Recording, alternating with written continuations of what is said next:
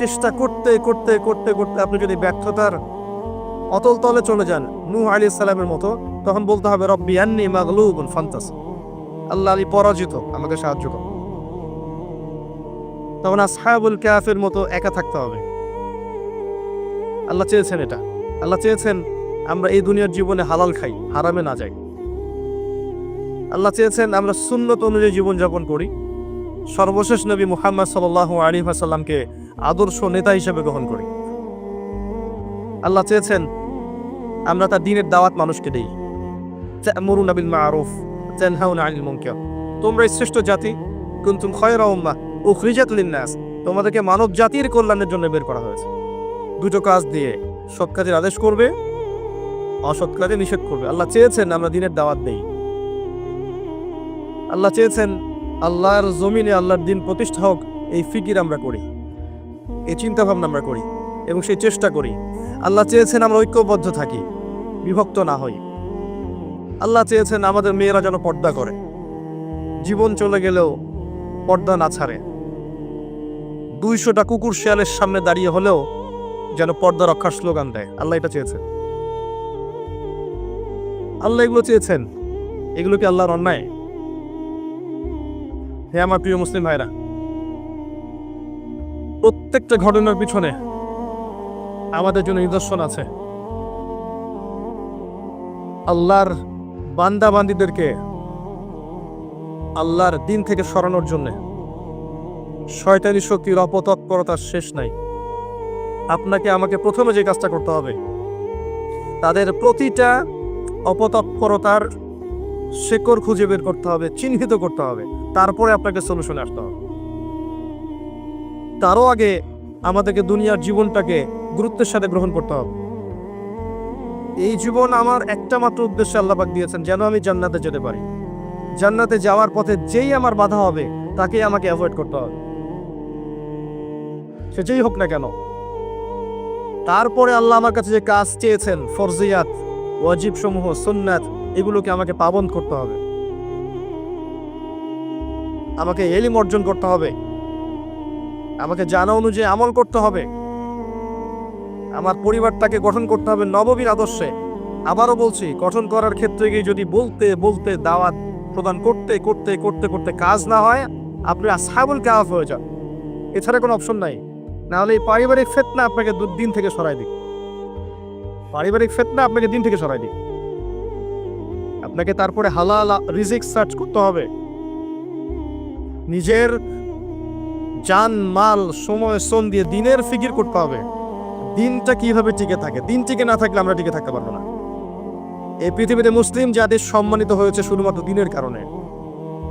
এই দিন যদি আমরা আমাদের খেয়ানত করি, আমরাও আর সম্মানের জায়গায় থাকবো না, লাঞ্ছিত হয়ে যাব। আল্লাহ পাক হেফাজত করুন। আমাদের মা বোনদের প্রতি খাস নজর রাখতে হবে, তাদের দিকে আমাদের খাস নজর রাখতে হবে, তাদেরকে শিক্ষিত করতে হবে, তাদের নিরাপদ পরিবেশের ব্যবস্থা করতে হবে, তাদের মাঝে দিনের হালাকা বাড়াতে হবে। কোনো অপশক্তি যেন ওদেরকে আল্লাহর পথ থেকে সরিয়ে নিয়ে শয়তানের দাসত্ব করাতে না পারে, খেয়াল রাখতে হবে। তাদের আব্রু যেন রক্ষা করার প্রয়াস তারা পায়, এই সুযোগ আমাদেরকে করে দিতে হবে। আমাদের ছেলেমেয়েরা যারা বড় হচ্ছে, আপনার ছেলে আমার মেয়ে, আমার মেয়ে আপনার ছেলে, এদেরকে এমনভাবে মানুষ করতে হবে যেন আগামী 10-20 বছর পরের যে বিশ্বটা আসবে, ওই বিশ্বটাকে যেন ওরা চ্যালেঞ্জ করতে পারে। গরু ছাগল মানুষ করার কোনো দরকার নাই, গবাদি পশু বড় করার কোনো দরকার নাই। এসব বাচ্চা কাচ্চা থাকাচ্ছে না থাকা ভালো। প্রত্যেকটা ঘরে ঘরে একটা করে ইসমাইল তৈরি করেন, প্রত্যেকটা ঘরে ঘরে একটা করে ইসমাইল তৈরি করেন, একটা করে খালিদ তৈরি করেন, একটা করে ওমর তৈরি করেন। বাচ্চা একটা নেন, একটাকে ওমর বানান, প্রয়োজন একটা নেন, একটাকে ওমর বানান।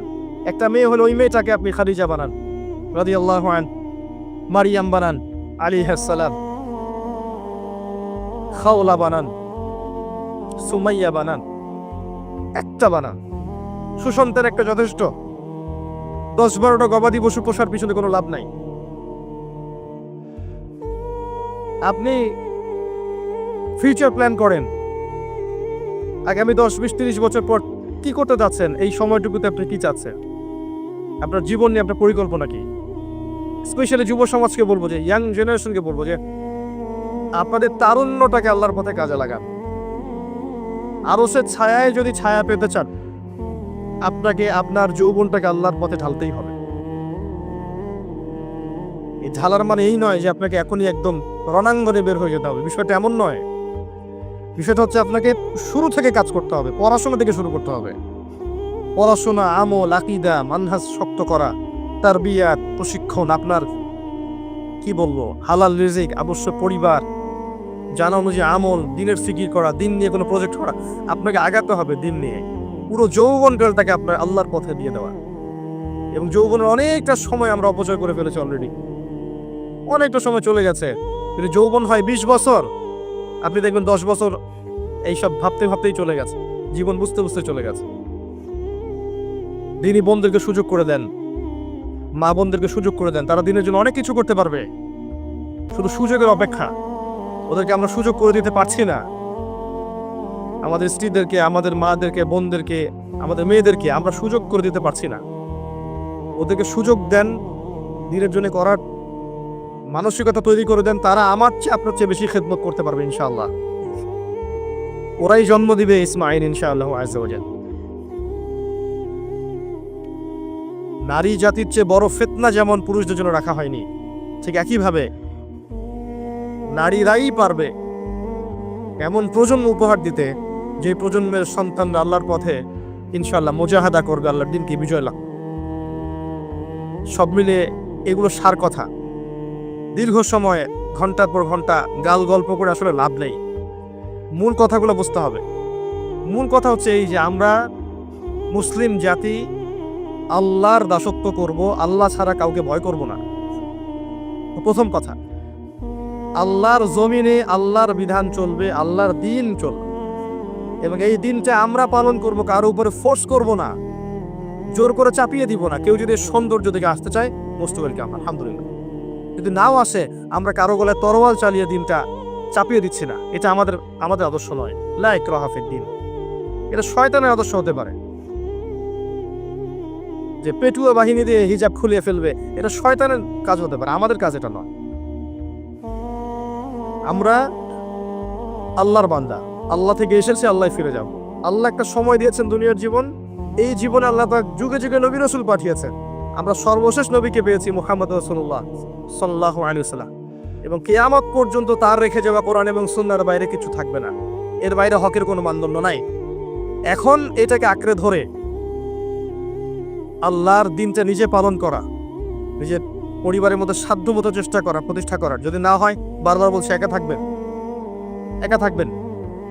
পরবর্তী প্রজন্মকে মানুষ করা, এগুলোকে আঁকড়ে ধরে একটু হালাল খাওয়া, দুনিয়ার বিষয়গুলোকে কমিয়ে এনে দিনের প্রচার প্রসার প্রতিষ্ঠা দিয়ে আত্মনিয়োগ করা, এবং উম্মার সমস্যাগুলোকে ফাইন্ড আউট করা, সলিউশনের চেষ্টা করা, যার যার জায়গা থেকে চেষ্টা করা। আল্লাহ পাক কোরআনে বলেছেন, ইন তানসুরুল্লাহ ইয়ানসুরকুম, তিনি তখনই তোমাদেরকে সাহায্য করবেন যখন তোমরা আল্লাহর দিনকে সাহায্য করবে। এমনি এমনি সাহায্য আসবে না।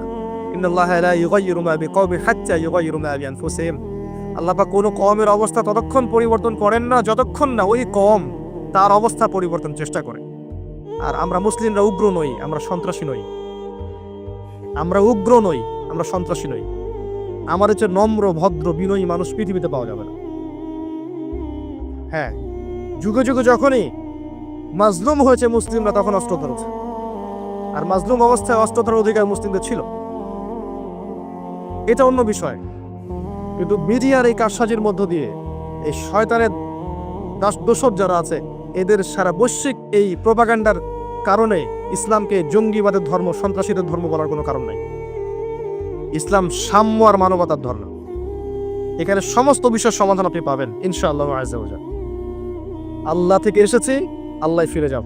মাঝখানের সময়টুকুতে আমাদেরকে আল্লাহর দাসত্ব করতে হবে। দাসত্ব করার মানদণ্ড কোরআন এবং সুন্নাহ, এবং রোল মডেল ওই যে মুহাম্মদ সাল্লাল্লাহু আলাইহি ওয়াসাল্লাম। ফলো করেন, নিজে পালন করেন, পরিবার এস্টাবলিশ করার চেষ্টা করেন। আপনি আপনার সাধ্যমতো সমাজে দাওয়াতি কাজ করেন। উগ্র হবেন না এবং শৈথিল্যতাবাদীও হবেন না, দুটোই হওয়া যাবে না। একদম গা ছাড়া দিয়ে শৈথিল্যতাবাদী হয়ে যাবেন এমনটাও হবেন না, উগ্রতাও হবে, মধ্যমপন্থী থাকেন। দিনের বেসিক বিষয়গুলো পালন করেন, অন্যকে পালন করতে উদ্বুদ্ধ করেন। নিজের জান মাল ইজ্জত সময় শ্রম যা আছে এটাকে দিয়ে আল্লাহর পথে একটু চেষ্টা করেন। বিশেষ করে আমাদের যুব সমাজ, আমাদের মা বোনরা এবং আমাদের পরবর্তী প্রজন্ম যারা আসছে, এই 3টা জেনারেশনের দিকে বেশি ফোকাস করেন। তাদেরকে আল্লাহর পথে ফিরিয়ে আনার চেষ্টা করেন, সঠিক দিন বোঝানোর চেষ্টা করেন এবং আমাদের ওলামায়ে কেরামের জন্য বেশি বেশি দোয়া করেন। কিন্তু ওলামায়ে কেরামের মধ্যে আল্লাহ পাক পরিপূর্ণ দিনটাকে দান করেন এবং তাদেরকে দীর্ঘ নেক হায়াত দারাজ করেন, বাঁচিয়ে রাখেন, সমাজের খেদমত করার তৌফিক দান করেন। এবং যাবতীয় দৃশ্য অদৃশ্যের বিপদ আপদ থেকে, ফিতনা ফাসাদ থেকে আল্লাহ পাক যেন আমাকে এবং ওলামায়ে কেরাম সবাইকে হেফাজত করেন, যাতে করে তারা দীর্ঘ সময় পর্যন্ত মানুষকে দিনের সঠিক কথাগুলো বলতে পারে। এবং আল্লাহ পাক যেন তাদের মধ্যে ঐক্য আগে দান করেন। যখন তারা ঐক্যবদ্ধ হবে, দেখবেন ইনশাআল্লাহ জনগণ অটোমেটিকলি ঐক্যবদ্ধ হবে। এবং আগামীর যে সময়গুলো আসছে আরো ফিতনাময়, আরো ফাসাদময়, এইগুলোতে আরো চ্যালেঞ্জিং হবে জিনিসগুলো। ঈমান ধরে রাখা, নামাজ পড়া, তাওহীদে থাকা, সুন্নতে থাকা, পর্দা ধরে রাখা আরো বেশি কষ্টকর হবে। একটা এক্সাম্পল দিয়ে শেষ করছে। অবস্থা এমন এবং অবস্থা হতে পারে এমন, আপনাদের সাগরের পাড়ে চোরাবালি আছে, মনে করেন একটা দেহ চোরাবালিতে পড়ে গেছে। এখন প্রথমে তার টাকনু পর্যন্ত ডুবে গেছে। এখন সে নড়াচড়া করছে এখান থেকে বের হওয়ার জন্য। আশপাশে অনেক মানুষ, এই মানুষগুলো বলছে নড়াচড়া করো না, যদি নড়াচড়া করো তাহলে আরো ডুবে যাবে। কথা বুঝতে পারছেন? সে নড়াচড়া করা বন্ধ করে দিল এবং আশপাশের মানুষ তার হাত ধরে তাকে টেনে তুললো না, বরং আশপাশের মানুষ তাকিয়ে একটা তামাশা দেখলো এবং তাকে বললো নড়াচড়া করো না। সে নড়াচড়া করলো না। কিছুক্ষণ পরে আস্তে আস্তে তার হাঁটু পর্যন্ত ডুবে গেল। অটোমেটিকলি নড়াচড়া না করলেও তো ডুবে না, ডুবে গেল হাঁটু পর্যন্ত। এবার সে ছটফট করছে, আরো বেশি বের হতে হবে আমাকে। আশপাশে সব মানুষ বলছে নড়াচড়া করো না, ডোন্ট মুভ, নড়াচড়া করো না, নড়াচড়া করলেই আরো ডুবে যাবে। আশপাশে সব মানুষ তাকে টেনে তোলার চেষ্টা করলো না। এরপরে তার কোমর ডুবলো, এরপর তার বুকটা ডুবলো, এরপর তার গলা পর্যন্ত ডুবলো। এখন তার মাথাটুকু বাকি আছে। এই মাথাটুকু আপ্রাণ চেষ্টা করছে কিভাবে এখান থেকে বের হওয়া যায়, যান বাঁচানো যায় কিভাবে। এখনো আশপাশে সব মানুষ দাঁড়িয়ে বলছে নড়াচড়া করো না, নড়াচড়া করলে যতটুকু বেঁচে আছো এতটুকু থাকতে পারবে না। এই অবস্থায় যদি সে আরেকটু কাল বিলম্ব করে, আজ হোক আর কাল হোক, তার ওই মাথাটুকু ডুবে যাবে ইনশাআল্লাহ। এই হচ্ছে বর্তমান পরিস্থিতিতে মুসলিমদের অবস্থা।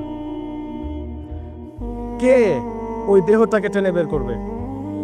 কাদের এই হিম্মত আছে?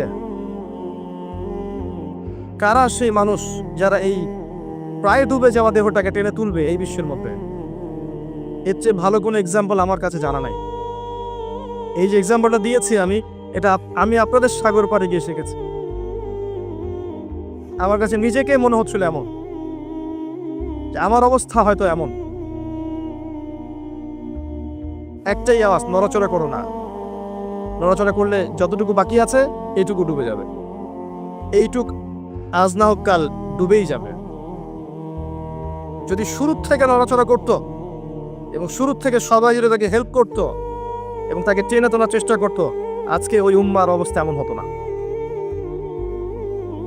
এই করতে করতে করতে করতে আজকে আমাদের এই অবস্থা হয়েছে। এবং আপনারা ফিকির করেন কিভাবে ওই প্রায় ডুবে যাওয়া শরীরটাকে বের করবেন। আমার কোনো ক্ষমতা নাই। যতটুকু ছোট্ট ভাঙ্গাচোর ইলম কালাম আছে এর মধ্যেও আমি 100% কখনো দিতে পারি না। আমি হয়তো 30%, 40% দিতে পারি, বাকি 60-70% দিতে পারি না। আমি এতটুকু শেয়ার করছি, বাকি ফিকির আপনারা করবেন কিভাবে আল্লাহর জমিনে, আল্লাহর দিনের, আল্লাহর এই উম্মাহ মুহাম্মদ সাল্লাল্লাহু আলাইহি ওয়াসাল্লাম উম্মাহকে বাঁচাবেন, তাদের উপকার করবেন, কল্যাণ করবেন। ভবিষ্যতে কি হবে এই উম্মার, কিভাবে হাল ধরবেন, এগুলো আপনারা চিন্তা করতে থাকেন। উম্মার প্রত্যেকটা ব্যক্তির দায়িত্ব আছে এই উম্মাকে বিজয়ী করার জন্য। আর আপনি চিন্তা করেন, আয়নার সামনে দাঁড়ান, আয়নার সামনে দাঁড়াই চিন্তা করেন না যে সারাটা জীবনে 30-32 বছর বয়স হয়ে গেল, 40-50 হয়ে গেল, এই উম্মাহ আপনার কাছ থেকে কি পেয়েছে এখন পর্যন্ত? এই উম্মাহ আপনার কাছে কি পেয়েছে? কয়টা বই পেয়েছে, কয়টা লেকচার পেয়েছে, কয়টা অ্যাসোসিয়েশন পেয়েছে, কয়টা ইকোনমিক প্রজেক্ট পেয়েছে, কয়টা জামা, কয়টা ইমারা, কয়টা দাওয়া, কয়টা মসজিদ, কয়টা মাদ্রাসা, কি পেয়েছে উম্মাহ আপনার কাছে? আমি আপনার কলবে আঘাত করতেই আসছি। আমার কথায় আপনি আঘাত পাবেন আমি জানি।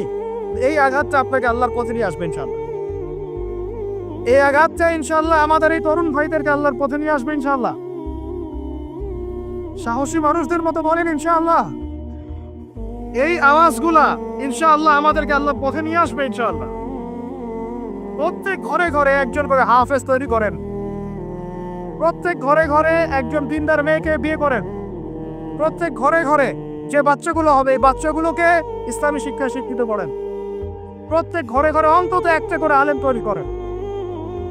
একটা আইয়ুবী দেন আমাদেরকে, একটা খালিদ বিন ওয়ালিদ দেন, একজন আপনি আমাকে ওমর ইবনুল খাত্তাব দেন, একজন মুসআব বিন উমাইর দেন, একজন খুবাইব দেন, একজন মুসআব বিন উমাইর দেন, তাদের নাম বলবো, একজন তারেক বিন জিয়াদ দেন, একজন বিন কাসিম দেন। একটা সন্তান দেন আমাদের, একটা সন্তান মানুষ করেন। একটা 10টা-20টা বাচ্চা নিচ্ছি, একটাও মানুষ হয় না। আলেম পরিবারের সন্তান মুদিখানার দোকানে ব্যবসা করে কেন খাবেন আপনি? আপনার এই উম্মতের উপর দায়িত্ব আছে। আমাদের দায়িত্ব খালি মধু বিক্রি করা, দাড়ি টুপি বিক্রি করা, আতর বিক্রি করা? ইসলামের দিকে আসার সাথে সাথেই কেন আপনার এই দিকে চলে যান? উম্মাহকে কে নেতৃত্ব দিবে? আমরা দিব? আমাদের কোনো ক্ষমতা আছে? আমাদের কোনো জ্ঞান আছে? আমাদের কোনো সেই যোগ্যতা আছে? আমাদের দিকে আঙ্গুল তুলতে পারবেন আপনি? কারণ আল্লাহর কসম, আল্লাহর জমিনের সবচেয়ে গুনাহগার বান্দা আমরাই। যদি আমরা সত্যিকারের নেতৃত্ব প্রদান করার যোগ্যতা অর্জন করতে পারতাম, এতদিনে আমাদের হাতে দিন বিজয় হয়ে যেত। নাই সেটা আমার মধ্যে, নাই সেটা হয়তো আমাদের মধ্যে পারছি না আমরা। আপনাকে দায়িত্ব নিতে হবে। একজন ভাই গার্মেন্টস ব্যবসায়ী, তিনি এত বড় একটা আয়োজন করতে পারেন, তার দায়িত্ব পালন করতে পারেন। আপনারও তো অর্থ সম্পদ আছে, একটা ইসলামিক ইউনিভার্সিটি করেন, একটা বড় একটা মার্কাজুল কোরআন, মার্কাজুল ইলম গড়ে তোলেন, উলামায়ে কেরামদের একটা জামাআত গড়ে তোলেন। কিছু পারেন না, অথেন্টিক বইগুলোকে প্রচার করার ব্যবস্থা করেন, কিছু কিছু অথেন্টিক মিডিয়া প্রডিউস করেন। তোমরা জেনারেল লাইনে পড়াশোনা করে কয়জন বিজ্ঞানী হচ্ছ? একটা সফটওয়্যার আবিষ্কার করতে পারছি না আমরা ইসলামিক। হাতে গোনা যায় অ্যাপস, 3-4টা অ্যাপস ইসলামিক। প্রযুক্তি আমাদের নিজস্ব হাতে তৈরি করা না, আমাদের স্বতন্ত্র মিডিয়া নাই। এই মিডিয়াগুলোতে কিছু হয় না, এগুলো বরং কোনো কোনো ক্ষেত্রে ফিতনাও ছড়ায় বেশি। কারণ আমার কথা মন খারাপ করুন না, কারণ আমি চ্যালেঞ্জ করতেছি আপনাদেরকে, আপনি 1000 জনকে বসান যারা দিন নিয়ে কাজ করতে চাচ্ছেন, তাদের 10% কোরআন তেলাওয়াত সহি না। কোরআন তেলাওয়াত সহি না করে আপনাকে এত বড় দায়িত্ব নিতে কে বললো? আপনি তো বুঝবেন না যে কোনটার সাথে কোনটা দিতে হবে, কি বলা দরকার, কি প্রচার করা দরকার, কি করা যাবে না। বাংলাদেশে আলেমে আলেমে দ্বন্দ্ব লাগানোর জন্য অনেক সময় মিডিয়া দায়ী হয়ে গেছে। কেন এরকম সামনে দিতে গেলেন? অমুককে ধুয়ে দিল তমুক। সে যদি না ধুয়েও দেয় তবু তো আমার মনে হচ্ছে লোকটাকে ভালো মনে করতাম, লোকটাকে আলেম মনে করতাম। এরকম কথা বললো আমার সম্পর্কে, আমার মনের মধ্যে একটা খারাপ ধারণা সৃষ্টি হচ্ছে। কেন আপনি সামনে দিতে গেলেন? ওর যখন চোখে পড়বে সে আবার কাউন্টার দিবে, কারণ আমরা তো মন থেকে পবিত্র না, মনের মধ্যে হিংসা দিয়ে ভর্তি। আমি ঘুরেছি, প্রত্যেক মহলেই ঘুরেছে, আমরা এখন পর্যন্ত নফসের তাজকিয়া অর্জন করতে পারি না। মনে আমাদের যে পরিমাণ হিংসা বিদ্বেষ, এই হিংসা বিদ্বেষ নিয়ে কবরে গেলে আল্লাহ পাকের একটা আযাবও মারিতে পারবে না। আল্লাহ মাফ করুক আমাদেরকে। হিংসা নিয়ে যদি মানুষ পরকালে যায়, নেক আমলগুলা আগুনের মতো খেয়ে ফেলবে। নবী সাল্লাল্লাহু আলাইহি ওয়াসাল্লাম বলেছেন। আমরা এটাকে ফরজ করে নিয়েছি নিজেদের মধ্যে।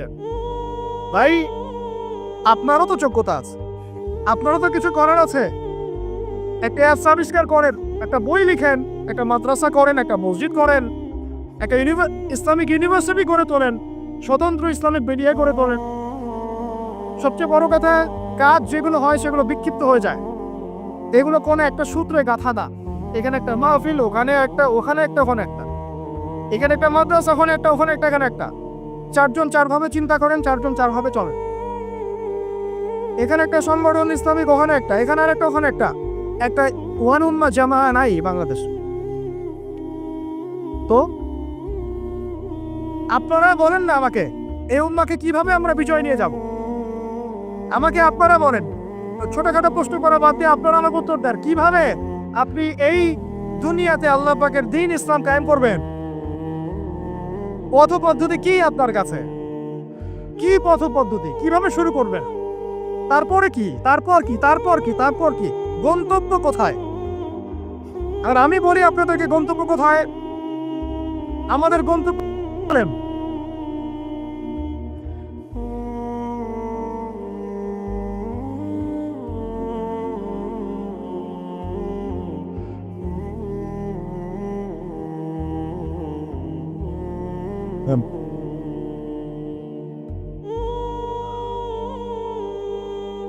বাস বাস বাস, আল্লাহর কসম, আল্লাহর কসম করে বলতেছে, আল্লাহ রব্বুল আলামিনের কোনো পরোয়া নাই যদি বাংলাদেশে দিন কায়েম না হয়, যদি পাকিস্তানে না হয়, মালয়েশিয়াতে না হয়, এইখানে না হয়, ওইখানে না হয়, আল্লাহর কোনো পরোয়া নেই, কিছু যায় আসে না। কারণ আখিরুজ্জামান স্টাডি করলে আপনি পাবেন যে অবশ্যই অবশ্যই নবী ঈসা ইবনে মারইয়াম এই পৃথিবীতে আবার আসছেন ইনশাআল্লাহ, এবং তিনি আসার আগেই মুসলিমদের মধ্যে একজন ত্রাণকর্তা আসবেন। তার নাম মুহাম্মদ। তার নাম কি? মুহাম্মদ। বাবার নামও আব্দুল্লাহ, মায়ের নামও আমিনা। মিল থাকবে বংশের। উঁচু নাক, চওড়া কপাল, নবী সাল্লাল্লাহু আলাইহি ওয়াসাল্লামের চেহারার সাথে সাদৃশ্য থাকবে। মুসলমানদেরকে নেতৃত্ব দিবেন ইনশাআল্লাহ তাআলা। আমি বলছিলাম আল্লাহ পাকে কোনো পরোয়া নাই, কারণ এই হাদিসগুলো স্টাডি করলে আপনি দেখবেন যে মুসলমানদের হাতে আসতে যাচ্ছে ইনশাআল্লাহ। ওইখানে ঈসা আলাইহিস সালাম 40 বছর ইসলামী খেলাফত কায়েম করবেন ইনশাআল্লাহ। খিলাফত নাই, ইসলামের প্রতিষ্ঠার কথা আপনি ভুলে যান। খিলাফত ছাড়া ইসলামী প্রতিষ্ঠার কথা ভুলে যান। ঈসা আলাইহিস সালাম এসে ইরানের সাথে কোনো সন্ধি করবেন না। ইউনাইটেড নেশনসে গিয়ে বলবেন না যে আমাকে একটা স্বাধীন রাষ্ট্র প্রতিষ্ঠার অনুমোদন দেন, তিনি এই কথা বলবেন না। তিনি বলবেন না যে আমাকে ডলার দেন, আইএমএফ এ গিয়ে বলবেন না আমাকে ঋণ দেন, বরং তিনি এই পুরো বৈশ্বিক কুফরি তাগুতি শক্তির গোড়ায় গিয়ে আঘাত করবেন ইনশাআল্লাহ। যতদিন পর্যন্ত এই পুরো বিশ্বে খ্রিস্টানদের যে অ্যালায়েন্স জায়নিস্ট মুভমেন্ট এর হচ্ছে, ততদিন পর্যন্ত মুসলমানরা স্বাধীন হতে পারে নাই।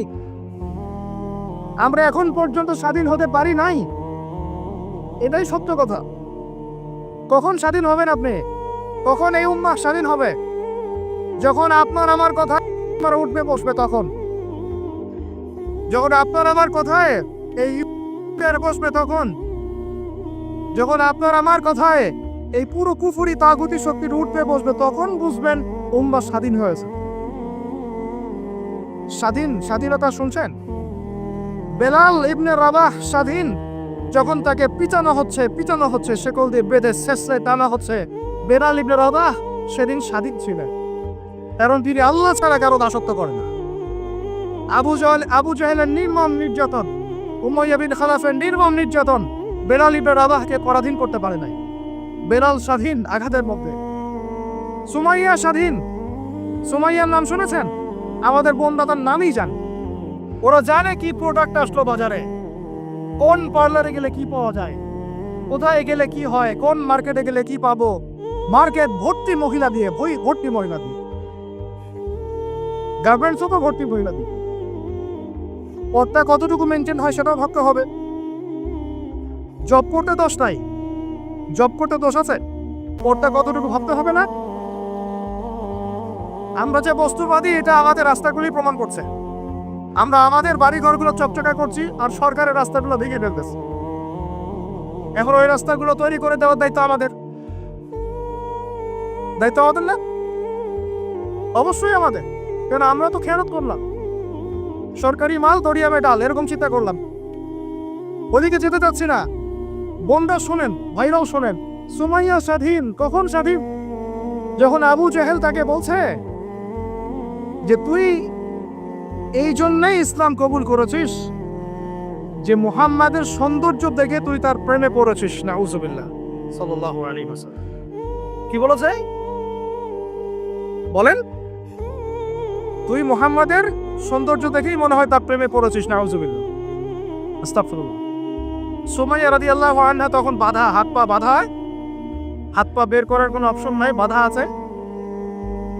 এক জটলা থুতু মুখে একত্রিত করে আবু জাহেলের মুখের উপর থু করে থুতু দিয়ে দিয়েছে। আর আপনারা তো জানেন যে একটা থুতুতে অনেক কিছু হয়, হয় না? একটা থুতুতে অনেক কিছু হয়। এক থুতুতে ইমানদার মুনাফিক আলাদা হয়ে যায়।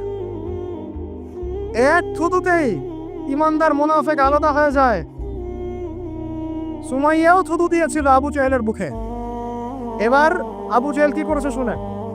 আবু জাহেল, তার কাছে একটা বর্ষা ছিল, বর্ষা চেনা যায়, বর্ষা সামনে অংশ চোখা, এটা দিয়ে সুমাইয়া রাদিয়াল্লাহু আনহার লজ্জাস্থানে আঘাত করে তাকে শহীদ করে দিয়েছে। ব্যথা অনুভব করলেন না? আমি জানি করেন নাই, কারণ সুমাইয়া আপনার কেউ না। সুমাইয়া আপনার কেউ না। সুমাইয়া আমার বোন না, সুমাইয়া আমার স্ত্রী না, সুমাইয়া আমার মা না, সুমাইয়া আমার খালা ফুফু চাচি মেয়ে কেউ না। এই কারণে আমাদের আঘাত লাগে নাই। যদি আমাদের এই দেহটা যে অবশ, আমাদের উম্মার যে দেহটা যে অবশ, এটা তো বোঝা যায় চলমান বিশ্ব রাজনীতি দেখলেই। বিশ্বের যে কোনো জায়গায় মুসলিমরা আঘাত পাচ্ছে, মার খাচ্ছে, নির্যাতিত হচ্ছে, দোয়াও তো মুখ দিয়ে বেরো হয় না, হয় না? তাদের স্মরণে একদিন কেউ রোজা রেখে একটু দোয়াও করে না, নামাজ একটু দোয়াও করে না, দুটো কথাও বলে না, কোনো মানববন্ধনও নাই, কোনো প্রতিবাদও নাই, কিছুই নাই। মানে পুরো দেহটাই প্যারালাইজড, শেষ, অবশ, অবশ অনুভূতি। আর প্রত্যেকটা বর্ডার এক একটা অনেকের প্রান্তর, যেখানে অনুভূতিগুলোর ব্যবচ্ছেদ করা হয়েছে, ফিলিংসগুলোকে ব্যবচ্ছেদ করে ফেলে দেওয়া হয়েছে, ফিলিংস নাই। সুমাইয়ার কথা শুনে আমাদের লাগলো না, কারণ সুমাইয়া আমার মেয়ে না, আমার মেয়ে আয়েশা তো আর না, আমার মেয়ে মারিয়াম তো আর না, আমার ছেলে ওমর উসমান তো আর না। সুমাইয়া তখন স্বাধীন, যখন তাকে বর্ষায় শহীদ করা হলো, সে স্বাধীন, জান্নাতে চলে গেল। জুলাইবিজ একজন সাহাবী ছিলেন, ছোটখাটো মানুষ, ইসলাম কবুল করে আসছেন খায়বার যুদ্ধের দিন। নবী সাল্লাল্লাহু আলাইহি ওয়াসাল্লাম তার হাতে তাকে তলোয়ার দিয়েছেন এবং তাকে যুদ্ধে মানে অগ্রগামী যে সৈনিকরা থাকে প্রথম কাতারের দিকে, সেখানে থাকার মানে চান্স দিয়েছেন। তাকে মানুষ বিয়ে করতে চাইতো না, কারণ তার চেহারা সুরক্ষা খুব একটা ভালো লাগে না, বংশ নিচু, মানুষের একটা থাকে না প্রেস্টিজ ইস্যু, তার মনে কষ্ট। নবী সাল্লাল্লাহু আলাইহি ওয়াসাল্লাম একদিন প্রস্তাব পাঠালেন, তাকে চিঠি দিয়েছে, তুমি এই চিঠিটা নিয়ে অমুক গোত্রে যাও, গিয়ে বলো যে আমি বলেছি তোমাকে যেন মেয়ে দেয়। তখন তারপরেও মেয়ে দিতে চাচ্ছে না, কিন্তু সেই মেয়ে শুনেছে যে আল্লাহর নবী সুপারিশ করেছে, আমার যৌবনের উপর ধিক্কার জড়িয়ে আমি এই সুপারিশ না রাখি। তিনি বললেন জুলাইবিজ যেমনই হোক চেহারা, আমি তাকে বিয়ে করতে রাজি আছি। তিনি বিয়ে করলেন, সংসার হলো, শুরু হলো। এই সাহাবী খায়বার যুদ্ধে শহীদ হলেন। নবী সাল্লাল্লাহু আলাইহি ওয়াসাল্লাম তার চারপাশে দেখলেন, তার চারপাশে 12 জন ইহুদির লাশ পড়ে আছে। কয়জন? একাই 12 জনকে হত্যা করেছে এই সাহাবী। আল্লাহর নবী তাকে নিজের হাতে কোলে নিয়েছেন, কোলে মানে তার দেহটা এরকম ছিল আর খুব লম্বা চওড়া না, নিজের হাতে কোলে নেওয়ার মতো নিয়ে নিজ হাতে তিনি তাকে দাফন করলেন আর বললেন যে আমার এই সাহাবীর জন্য হুরে নেইনরা তাদের দরজা খুলে দিয়েছেন। তিনি তখন স্বাধীন। ওমর ইবনে খাত্তাব তখন স্বাধীন। কখন স্বাধীন? ওমর রাদিয়াল্লাহু আনহু যে কোরআন খুলে সূরা তাহা পড়ছেন, তাহা পড়তে পড়তে তার ভিতরে ফিলিংস চলে আসলো যে না, এটা আল্লাহর পক্ষ থেকে আসছে। তিনি বলছেন খুসুনি ইলা রাসূলিল্লাহি ওয়া আসহাবি, আমাকে আল্লাহ রাসূলের কাছে নিয়ে চলো, তার সাহাবীদের কাছে নিয়ে চলো। তাকে নিয়ে যাওয়া হলো। ভিতরে হামজা ছিলেন রাদিয়াল্লাহু আনহু, তাকে টেনে নিয়ে আসলেন ভিতরে, বলছেন তরোয়াল নিয়ে আসছো কি জন্য? আলা তানতাহি হাত্তা ইয়াজআল আল্লাহু বিকা কারিয়া, ততক্ষণ পর্যন্ত কি তুমি ক্ষান্ত হবে না যতক্ষণ আল্লাহর গজব না আসছে তোমার উপরে? ওমর ইবনে খাত্তাব বলছেন ইয়া রাসূলুল্লাহ, হে আল্লাহর রাসূল, জিতুকা উমিনু বিল্লাহি ওয়া রাসূলিহি, আমি আপনার কাছে এসেছি আল্লাহ এবং আপনার প্রতি ঈমানদার হয়ে এসেছি। ওয়া বিমা জিতা বিহি মিন ইনদিল্লাহ, এবং আপনি আল্লাহর পক্ষ থেকে জানিয়ে এসেছেন এই কোরআনের প্রতি ঈমানদার হয়েই আমি আপনার কাছে এসেছি। আশহাদু আল্লা ইলাহা ইল্লাল্লাহ ওয়া আশহাদু আন্না মুহাম্মাদান আবদুহু ওয়া রাসূলুহু। কালিমা পড়লেন, মুসলিম হলেন, স্বাধীন হলেন, আগে পরাধীন ছিলেন। বুঝতে পারছেন না কথা? এরপরে তিনি সবার দরজায় গিয়ে নক করলেন, আবু জাহেলের বাসায় নক করে বলছেন হাল আলিমতা আন্নী কদ আসলামত, তুমি কি জানলা যে আমি ইসলাম কবুল করেছি? আবু জাহেল, তুমি কি জানলা, শুনলা যে আমি ইসলাম কবুল করেছি? আর একজনের বাসায় যান, উমাইয়া বিন খালাফ, হাল আলিমতা আন্নী কদ আসলাম, তুমি কি জানলা আমি ইসলাম কবুল করেছি? ওয়াত্তাবা'তু মুহাম্মদ সাল্লাল্লাহু আলাইহি ওয়াসাল্লাম, আমি আল্লাহর রাসূলের ইত্তেবা করেছি। এরপর কুরাইশদের এই কাবার সামনে গিয়ে বলছেন, ইয়া মা'শারাল কুরাইশ, হে কুরাইশ তোমরা শোনো, ইয়ালামু আন্নী কদ আসলামত, তোমরা জেনে রাখো যে আমি ইসলাম কবুল করেছি। ওয়া শাহিদতু আল্লা ইলাহা ইল্লাল্লাহ ওয়া আন্না মুহাম্মাদান আবদুহু ওয়া রাসূলুহু। এবার কুরাইশরা গিয়ে তার উপর আক্রমণ শুরু করলো। 40 জন 50 জন গিয়ে তাকে চাপড়ে ধরতেছে, তিনি একাই লড়তেছেন সবার সাথে। একজন এসে পরামর্শ দিচ্ছেন, ওই যে আপনারা যারা হিকমতের দোহাই দিয়ে কাপুরুষতাকে আড়াল করতে চান, তারা শুনেন ওয়াজটা ভালো করে। যারা হিকমতের দোহাই পেরে কাপুরুষতাকে আড়াল করতে চান তারা শুনেন। উনি এসে বলেছেন যে আসালা কোন গেছেন, তুমি কি ইসলাম কবুলের এই বিষয়টাকে গোপন রাখতে পারতা না? কি দরকার ছিল এভাবে প্রকাশ্যে বলার? কি দরকার ছিল এভাবে কাফেরদের সাথে একটা দ্বন্দ্বে জড়ানোর? শোনেন তারপরে তিনি কি বলছেন। তিনি বলছেন যে ওয়াল্লাহি, আল্লাহর কসম করে বলছি, লা উফাররিকান্না বাইনাল হাক্কি ওয়াল বাতিল কামা ফাররাকাল্লাহু বাইনাল লাইলি ওয়ান নাহার, আল্লাহু আকবার। তিনি বলছেন, আল্লাহর কসম করে বলছি, আমি রাত এবং দিন আল্লাহ পাক যেভাবে আলাদা করে দেন, এই রকম করে আমি সত্য আর মিথ্যা আলাদা করে দেব ইনশাআল্লাহ। আল্লাহু আকবার। এরপরে তার নাম হয়েছে আল ফারুক। কি নাম হয়েছে? ওমর এখন স্বাধীন। বলেন আমাকে, উম্মাহ স্বাধীন? উম্মাহ স্বাধীন? কিছু করতে গেলেই বলবে স্যাংশন দিয়ে দিব, কিছু বললে বলবে যে একদম টাকার মান কমাই দিব। আরো কিছু যদি বলতে চায় আমাদের প্রশাসন, গভর্নমেন্ট, তারা যদি আরো বড় পদক্ষেপ নিতে চায়, প্রশাসন গভর্নমেন্ট যদি বলতে চায়, বলতে পারে বা বলে ওই ইউনাইটেড নেশনসে গিয়ে যে আমরা আমাদের দেশ থেকে আমাদের সেনাবাহিনী পাঠাবো গাজায় গিয়ে আমাদের পক্ষে, আমাদের মুসলিমদের পক্ষে যুদ্ধ করবে, এই কথা যদি বলতে পারে বা বলে, দেখবেন তাদের সমস্ত শক্তি দিয়ে বাংলাদেশকে আক্রমণ করে ফেলছে। আর আপনি আমাকে বলেন আমরা স্বাধীন? উম্মাহ স্বাধীন? ওই তাগুতি শক্তির, বিশ্ব কুফরি শক্তির পরাজয় না হওয়া পর্যন্ত মুসলমানরা স্বাধীন না। আর ঈসা ইবনে মারিয়াম এই গাল গল্প করতে আসবেন না, তিনি মানুষকে খালি সুরসুরি মার্কা ওয়াজ করতে আসবেন না, তিনি আসবেন ওই গোড়ায় আঘাত করতে ইনশাআল্লাহ। আর এই মানুষকে সুরসুরি মার্কা ওয়াজ করবেন না, খালি ফজিলত আর ফজিলত, এভাবে নয়। তিনি আসবেন দাওয়াতের মিশন নিয়ে, উম্মাহকে ঐক্যবদ্ধ করবেন, কুফারদের সাথে মুসলমানদের একদম সশস্ত্র যুদ্ধ হবে, তারপরে এদের একটা একটা করে খুঁজে বের করে মারা হবে ইনশাআল্লাহ।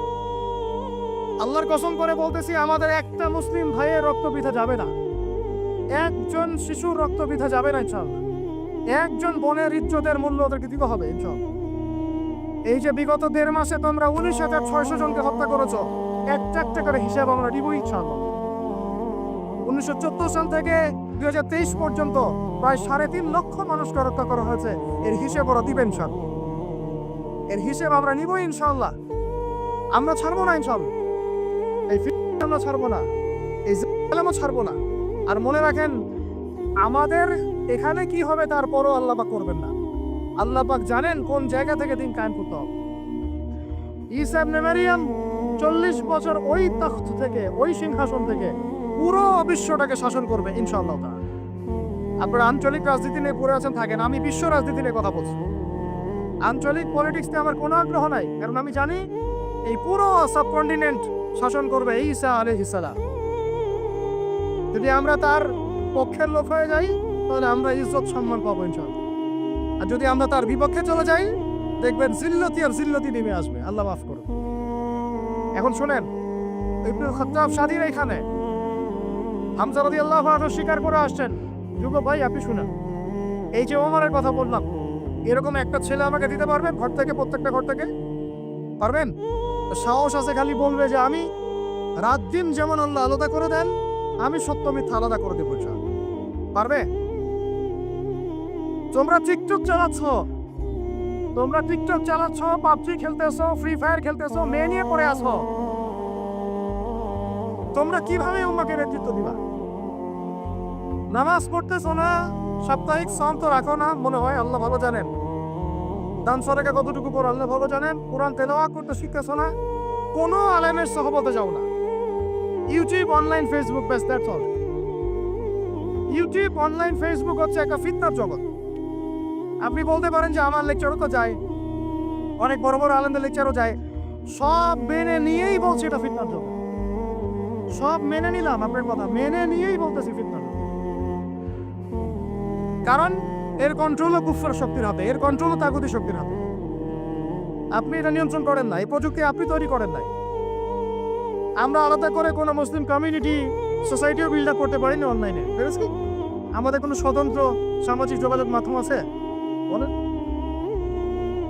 ওমর ইবনে খাত্তাবের মতো একজন স্বাধীন মানুষ দেন। হামজা রাদিয়াল্লাহু আনহু স্বাধীন কখন? আবু জাহেল আল্লাহর নবীকে একটা আঘাত করেছে, বলেন নাউজুবিল্লাহ সাল্লাল্লাহু আলাইহি ওয়াসাল্লাম। আপনারা তো জানেন তার পিঠের মধ্যে উঠে নাড়ি ভেড়ি দেওয়া হয়েছে, চাপানো হয়েছে। তো এই দৃশ্য একজন দাসী দেখেছে, হামজা রাদিয়াল্লাহু আনহু স্বীকার করে আসছেন, তাকে বলছে তোমার ভাতিজাকে এরকম আঘাত করেছে আবু জাহেল। আবু জাহেলের নাম কিন্তু আবু জাহেল না, আবু জাহেলের নাম আবুল হাকাম। সেও কিন্তু আল্লাহকে বিশ্বাস করতো। আপনারা মনে করবেন না যে সে একদম ইহুদি ছিল বা খ্রিস্টান ছিল, এমন না। সে আল্লাহকে বিশ্বাস করতো, কিন্তু আল্লাহ পাকের বিধান মানত না। এখন হামজা রাদিয়াল্লাহু আনহু বলছেন ওয়া ফাআলা যালিক, সে কি সত্যিই কাজ করেছে? হ্যাঁ, সত্যিই কাজ করেছে। আচ্ছা চলো দেখাও আবু জাহেল কোথায় আছে। তিনি ঘোড়া ছুটায় গেলেন কাবা ঘরের সামনে, গিয়ে বললেন যে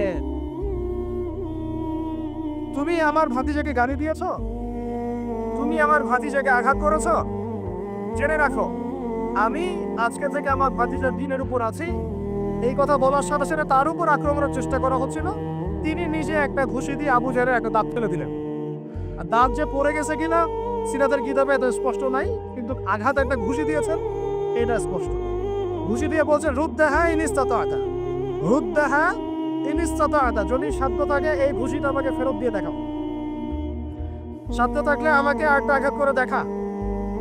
আকুলু মা ইয়াকুল, আমি তাই বলি যা আমার ভাতিজা বলে। শাহিদতু আল্লা ইলাহা ইল্লাল্লাহ ওয়া আন্না মুহাম্মাদান আবদুহু ওয়া রাসূলুহু, আমি সাক্ষ্য দিচ্ছি বা দিলাম আল্লাহ ছাড়া কোনো ইলাহ নাই, মুহাম্মদ আমার ভাতিজা আল্লাহর রাসূল। ওর সাধ্য থাকলে আমাকে ঠেকা। এরকম জেনারেশন দিতে পারবেন? আপনার ছেলেটা কি এরকম? আপনার ভাইরা কি এরকম? এই আমাদের মায়েরা তাদের সন্তান কি এরকম? যে মেয়েদেরকে ঘরে নিয়ে আসছেন, এই মেয়েগুলোও কি সুমাইয়ার মতো? উম্মে আমারা একজন নারী সাহাবী, উম্মে আমারা উহুদের যুদ্ধে চতুর্দিক থেকে আল্লাহ নবীকে আক্রমণ করা হচ্ছে, তিনি একাই তীর ছুটছেন, তীর ছুটছেন, তীর ছুটছেন। মহিলা সাহাবী, নারী সাহাবী, আমাদের নারী মেহেদি দেয় বসে বসে, তাও বয়ফ্রেন্ডের জন্য। আমাদের নারীরা ঘরে বসে বসে মেহেদি দেয়, পার্লারে যায় বয়ফ্রেন্ডের জন্য। আর উম্মে আমারা রাদিয়াল্লাহু আনহা তাদের মতো সাহাবীরা জীবন দেন রাসূলের জন্য। স্বাধীনতা এই যে তারা স্বাধীন, আল্লাহর দাসত্বের অধীনে তারা কাউকে পরোয়া করতেন না। তখন উম্মাহ ছিল স্বাধীন। আর কি, আর কার কয়জনের কথা বলবো আপনাদেরকে? মুসআব বিন উমাইর, বিখ্যাত সাহাবী, তরুণ সাহাবী, দায়ী মানুষ, এত দামি পারফিউম ইউজ করতেন, এটা এখনকার লাখ টাকা কোটি টাকার দাম হবে। বিত্তশালী পরিবারের, এই যে বিত্তশালী পরিবারের সন্তানরা শোনেন, আপনারা তো বাইক দাঁড়ায় বেড়ান, গাড়ি ড্রাইভ করে বেড়ান, মাঝখানে অ্যাক্সিডেন্ট করে দেন, কেসও খান না, বাপের টাকা আছে পার পেয়ে যান, ইয়াবা খান, তারপরে গিয়ে মেয়ে নিয়ে ফুর্তি করেন। জেনা নিত্য নৈমিত্তিক ব্যাপার। একটা মেয়েকে পিছনে ওঠান, 7 দিন ঘোরেন, আবার চেঞ্জ করেন, 7 দিন পরে আরেকটা নেন। মুসআব বিন উমাইরও ধনীর সন্তান ছিলেন, ধনীর দুলাল। যখন ইসলাম এসেছে, কোরআন এসেছে, শুনেছেন তিনি ইসলাম কবুল করেছেন। মা সম্পত্তি থেকে বঞ্চিত করেছে, তাকে চাটাইয়ের মধ্যে চড়িয়ে নিচে আগুন দেওয়া হতো, ধোঁয়া দেওয়া হতো, আযাব দেওয়া হতো পারিবারিকভাবে। তিনি যখন নবীর কাছে আসলেন, নবী তাকে বললেন তুমি মদিনায় যাও। কোথায়? মদিনায় গিয়ে দাওয়াতি কাজ করো। মদিনায় দাওয়াতি কাজ করতে লাগলে তার একক দাওয়াতে মদিনার 75টা পরিবার ইসলাম কবুল করেছে। এই যে মদিনায় যে ইসলামের আপনি জয়জয়কার দেখছেন, এটা মুসআব বিন উমাইর রাদিয়াল্লাহু আনহু দাওয়াতের একটা ফসল, আল্লাহ রাসূলের দোয়া। কয়টা পরিবার? এই 75 পরিবার এসে বায়াত করলেন নবীর কাছে। তারপরে নবী হিজরত করলেন মদিনায়। এমনি এমনি হয়নি, এগুলো প্রেক্ষাপট। ওই মুসআব বিন উমাইর রাদিয়াল্লাহু আনহু উহুদের যুদ্ধে শহীদ হচ্ছেন, তার গায়ে তখন 50টার বেশি তরবারের আঘাত আছে। ওটা বেশি মাকবার ওখানেই আছে, দেখে আসেন। তিনি স্বাধীন। ওই ময়দানে যারা সেদিন ছিলেন, ওই শনিবার সকাল 10টা থেকে, ওটা তো শাওয়াল মাসে, তাই না? শাওয়াল না, রমজানের পরে শাওয়াল মাসে যুদ্ধ হয়েছে। শাওয়াল মাসে 10 তারিখ মেবি, হ্যাঁ 10 তারিখ 9 তারিখ সিরাত কারা পড়েছেন, 9 বা 10 সকালবেলা যুদ্ধ হচ্ছে। ওই সময় পৃথিবীতে যারা ওই সময় যুদ্ধ করছে মুসলমানদের পক্ষে, আল্লাহর জমিনের মধ্যে সবচেয়ে শ্রেষ্ঠ মানুষ তারা, সবচেয়ে শ্রেষ্ঠ জীবন, শ্রেষ্ঠ মৌত। ওখানে তারা উঠবেন, তখন তাদের গা থেকে মেশকম্বরের ঘাম ছুটতে থাকবে। মারেফত থাকলে আপনিও পাবেন, অন্তরের মধ্যে কলুষতা থাকলে আপনি পাবেন না, তো স্বাভাবিক।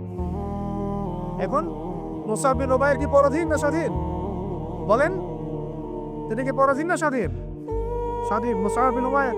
আরেকজনের কথা শুনেন, বলতে থাকলে আপনাদের সারা রাত ফজর হয়ে যাবে। জাফর ইবনে আবি তালেব নাম শুনেছেন? জাফর ইবনে আবি তালেব শুনেন, এটা শুনেন। অনেকে অনেক দলিল দেয়, এই দলিলগুলো শুনেন, এগুলো শুনেন। 3টা গোত্র ছিল মদিনায়। কয়টা ভাই? একটা বনু কুরাইজা, বনু কাইনুকা, বনু নাজির। বনু কুরাইজা, বনু কাইনুকা, বনু নাজির, এই 3টা গোত্রের সাথে আমাদের চুক্তি ছিল। আমরা একটা সনদের মধ্যে ছিলাম। গাদ্দার এরা সনদ ভঙ্গ করলো, ঠিক যেমন করে তারা আক্রমণ করছে এইভাবে। সনদ ভঙ্গ করলে বনু কাইনুকার বাজারে আমাদের এক মহিলা সাহাবী, তিনি বোন গিয়েছেন হাজতে, সোনার দোকানে। ইহুদি তাকে বলছে নিকাব খোলো, সে নিকাব খুলছে না, খুলবে না। ইহুদি দুষ্ট, ষড়যন্ত্র করে তার কাপড়ের একটা অংশ রশি দিয়ে গিট বেঁধে দিয়েছে। আমাদের তিনি এবার উঠতে গিয়েছেন, সদর একটু খুলে গেছে, নাউজুবিল্লাহ। চিৎকার করে উঠেছেন। পাশে ছিলেন এক আমাদের আনসারী সাহাবী, আওয়াজ শুনেছেন। সেই আওয়াজ শুনে এক মুহূর্ত দেরি করে নাই, মদিনায় ফিরে এসে নবীর কাছে পারমিশনও চান নাই। বুঝেন, দলিল বুঝেন। তিনি এক মুহূর্ত দেরিও করেন নাই, মদিনায় ফিরে গিয়ে নবীর কাছে পারমিশনও নেন নাই। তার কাছে একটা খোঁড়া তরোয়াল ছিল, বের করেছেন, গর্দানে একটা কোপ দিয়ে গর্দান নামাই দিয়েছেন। সাহসীদের মতো বলেন আল্লাহু আকবার। বাস বাস বাস বাস বাস, আমি তবেই খারাপ ফেলবো। বাস বাস ভাই, বসেন বসেন বসেন বসেন, আমি টপিক হারাই ফেলবো। আমি দলিল দিচ্ছি আপনাকে, এই সাহাবী নবীকে গিয়ে জিজ্ঞাসা করেন না, করেছেন? পরামর্শ নিয়েছেন? তার সামনে তার বোনকে এইভাবে কিস করা হয়েছে, এক মুহূর্ত দেরি করেন নাই, গর্দান নামাই দিয়েছে। এবার এবার মিলে ওই সাহাবীর উপর আক্রমণ করে ওই সাহাবীকে শহীদ করে দিয়েছে। নাই, শেষ, ওনাকে মেরে ফেলেছে। তারপর এই কেসটা নবীর দরবারে আসলো। নবীর দরবারে আসার পরে নবী সাল্লাল্লাহু আলাইহি ওয়াসাল্লাম সাহাবীর ব্যাপারে কোনো সমালোচনা তো করলেনই না। সাহাবী, তুমি ভুল করেছো, আমাকে জিজ্ঞেস করে করো নাই, আমার পরামর্শ কেন নাও নাই, এগুলো তো বললেনই না। বরং তার অন্যান্য সাহাবীদেরকে বললেন, সবাই যুদ্ধের বর্ম করে বের হও, বনু কুরাইজা, বনু কাইনুকাকে আক্রমণ করতে হবে। এখন আপনি দেখছেন 3 মাসে 19,600 জন, 3 মাসে, সরি 3 মাস কিসের, 1.5 মাসে 19,600 জন।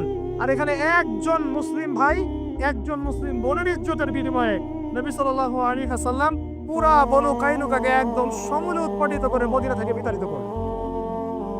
ওই উম্মার সাথে এই উম্মার কোনো সম্পর্ক আছে? ওই আরবের সাথে এই আরবদের কোনো সম্পর্ক আছে?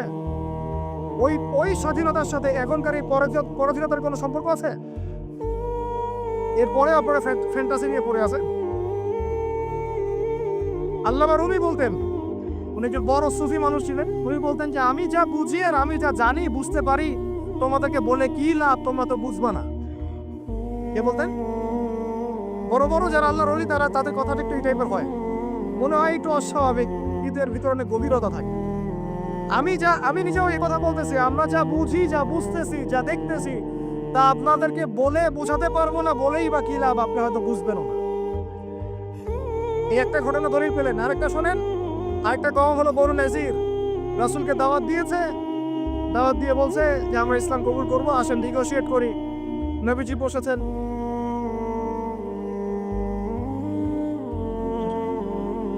আমি গুটিয়ে নিচ্ছি, এই 2-3টা কথা বলে গুটিয়ে নিচ্ছি, শোনেন। নবী সাল্লাল্লাহু আলাইহি ওয়াসাল্লাম গিয়েছেন দাওয়াত দিতে বনু নাজিরের সিঁড়ির মধ্যে, এটাকে বলে দেয়াল, দেয়ালে হেলান দিয়ে আছেন। উপর থেকে এরা চাকি আছে না, চাকি, আমরা ধান ভাঙে আগেকার মাহারা বোনেরা, বড় বড় যে লোহার আর পাথরের, এইগুলো উপর থেকে ফেলে তাকে হত্যা করার চেষ্টা করেছিল বনু নাজির। কোন গোত্র? বনু নাজির। আল্লাহ নবী জিবরাইল আলাইহিস সালামের মাধ্যমে জানতে পারলেন, সেখান থেকে উঠলেন, উঠে বললেন যে ঠিক আছে, বনু নাজিরকে আমরা অবরোধ করব।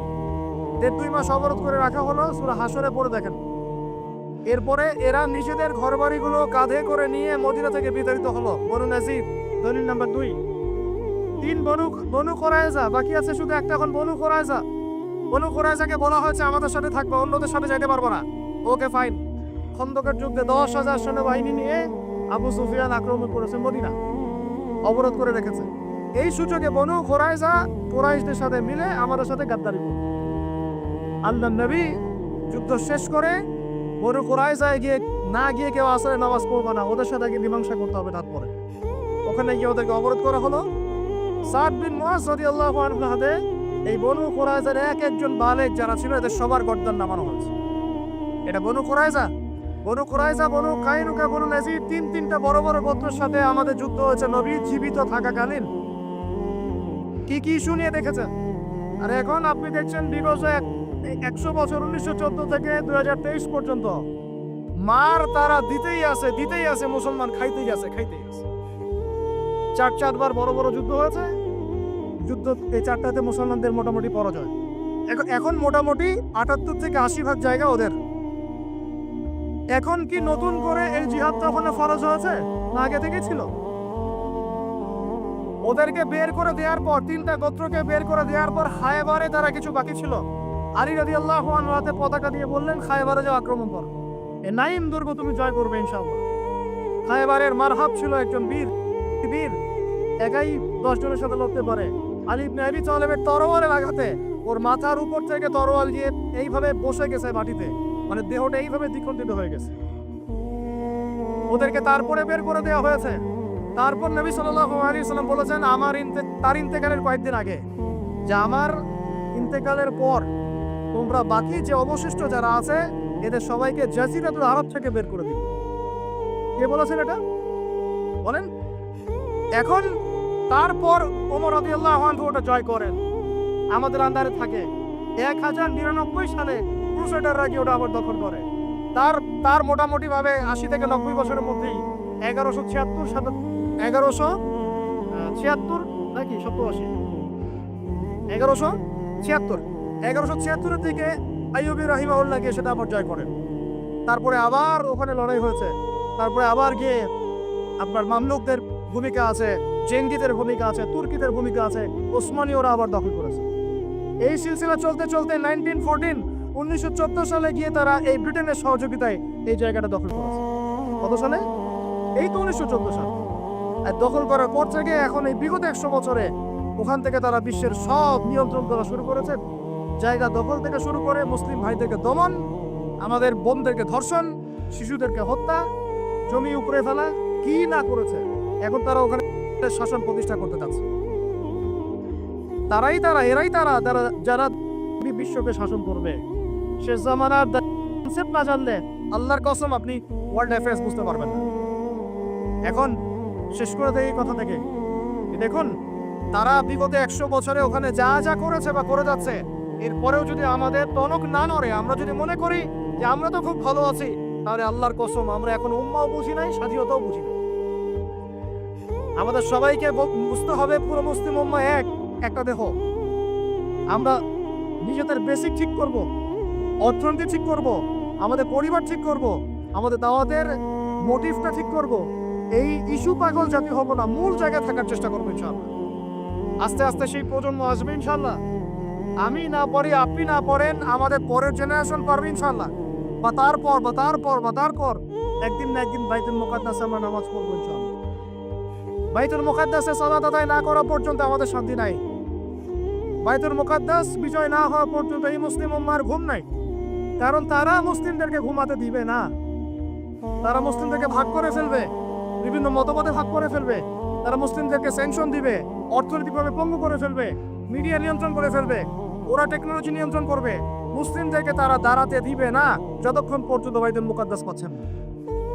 আর এখন এই ইস্যুগুলো নিয়ে কথা বললে মুসলমানদের মধ্যে এক শ্রেণীর মুনাফিক তারা আমাদের বিপক্ষে কথা বলা শুরু করে। এই জাতির এখন চিনতে আশা করি বাকি নাই যে মুসলিমদের মধ্যে কত মুনাফিক ঢুকে গেছে।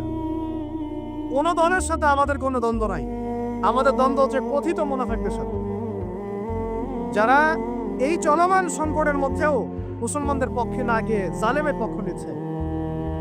এই চলমান সংকটের মধ্যেও মাজলুমদের পক্ষ না নিয়ে যারা জালেমের পক্ষ নিচ্ছে, এদের সাথে আমার কোনো সম্পর্ক নাই, আপনাদেরও সম্পর্ক থাকার কথা না, এই উম্মারও সম্পর্ক না। আল্লাহর কসম, ইনশাআল্লাহ আমাদের সন্তানদের হাতে বাইতুল মুকাদ্দাস বিজয় হবে ইনশাআল্লাহ। এখন আপনি আমি সেই দায়িত্ব পালন করবো কিনা সেটা আমাদের বিষয়, আমাদের কর্তব্য কি সেটা আমাদের বুঝতে হবে।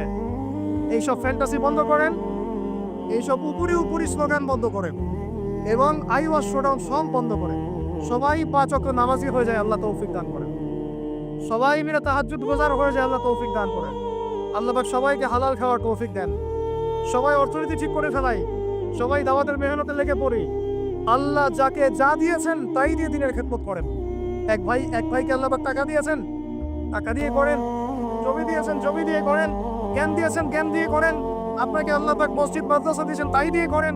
যৌবন দিয়েছেন, যৌবন দিয়ে করেন। লিখতে পারেন লিখেন, বলতে পারেন বলেন, চিন্তা করতে পারেন করেন। যা আপনাকে আল্লাহ দিয়েছেন তাই দিয়ে দিনের খেদমত করেন। আল্লাহ পাক আপনাদের সবাইকে তৌফিক দান করেন, আমিন। আর শেষ কথা হচ্ছে এই যে উম্মার কথা আমরা বললাম, আমরা এখনো পুরোপুরিভাবে কুফফারদের নিয়ন্ত্রণ থেকে এখনো বের হতে পারি নাই। যদি বের হতে চাই, আল্লাহ পাক আমাদেরকে অবশ্যই রাস্তা দেখাবেন ইনশাআল্লাহ। যদি আমাদের নিয়ত ঠিক থাকে, ইখলাস ঠিক থাকে, প্রচেষ্টা ঠিক থাকে, এবং আমাদের মানাস কর্মপদ্ধতি ঠিক থাকে, আল্লাহ রাব্বুল আলামিন আমাদের সমস্ত তরুণ ভাইদেরকে কবুল করেন, আমিন। আর এই সবগুলো কথা আপনি বুঝবেন জুমার দিন সূরা কাহফ তেলাওয়াত করলে ইনশাআল্লাহ। এই জুমায় যে আমলগুলোর কথা বলেছি এর সাথে সূরা কাহফ অ্যাড করে নেবেন। সূরা কাহফ না পড়ে জুমার দিনকেও শেষ করবেন না।